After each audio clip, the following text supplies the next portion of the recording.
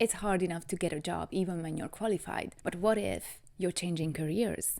I know the feeling because I have done it myself. In this video, I'm going to share a few tips with you how I would get started. I've done career change multiple times actually, but the last one was just before I turned 30, so it's definitely possible. But regardless when you do it, it is a huge move because you invested so much time into your current profession and change is never easy. The first tip, take an inventory of your current situation. Be honest with yourself what you like and what you don't like about your position. Have a look at the company you work for. Is it possible that you don't like the company anymore? Maybe your values have changed and they don't align with the company's mission statement anymore. For example, let's say you work in the dairy industry, but you've been vegan for 2 years. You just don't identify yourself with the company's mission. Ask this question from yourself. Do you have enough challenge in your current position? Can you get a promotion? How do you get along with your manager? Do you like the people you work with? Is it a hostile environment affecting your physical or mental health? If the answer is yes to any of these questions, you don't need a career change. You need a job change. But if it turns out you still like the company, talk to your manager and ask HR, would it be possible to move into a new field within the company?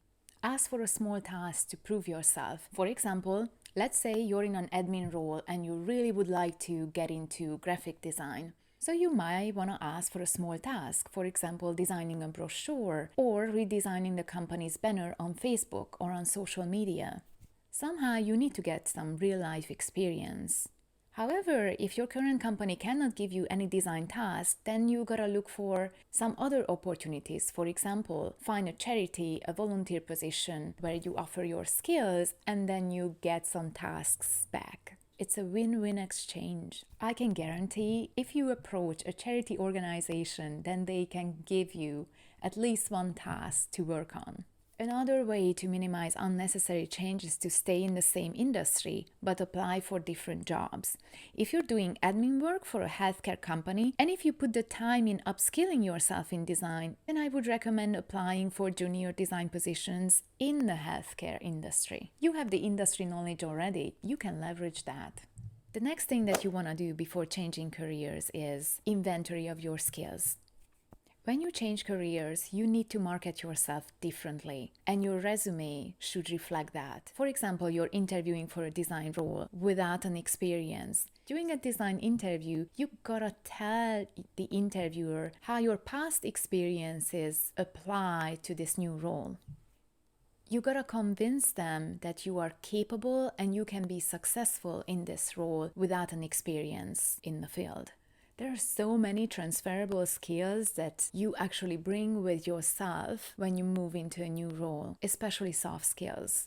For example, if you previously worked in sales and move into a design field, you were already exposed to many different types of people, you experienced different personalities, and you got a good handle on people. And those are the things that a designer needs to be really good at. Design is no different. You gotta deal with people all the time. I would even say that a design job is 50% about your hard skills, and the rest is about your soft skills. It's how you communicate, how you deal with people, how you handle with conflicts, how to treat clients and colleagues and developers, how you do a presentation, how you talk, how you write, how you receive and take critiques. It's mainly about people. If I would hire a designer right now, I would look for soft skills, someone who's pleasant to work with. The best advice that I can give is just be the person you want to work with. And lastly, and it might sound boring, but this is the most important part, you must have an action plan. You're in A and you want to get to B, and how you get there. How are you going to close this skill gap in between your current position and where you want to be?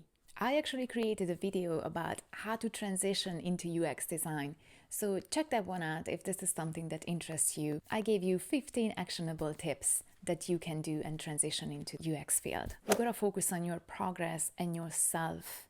You need to take steps every single day. If you're really serious about this career change, then you gotta invest time into that every single day.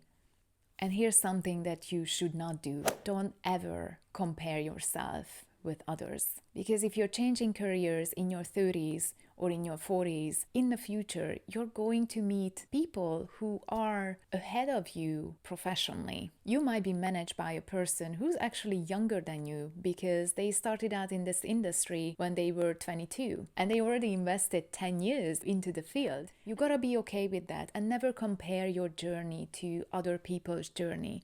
So in summary, you gotta learn to sell your past.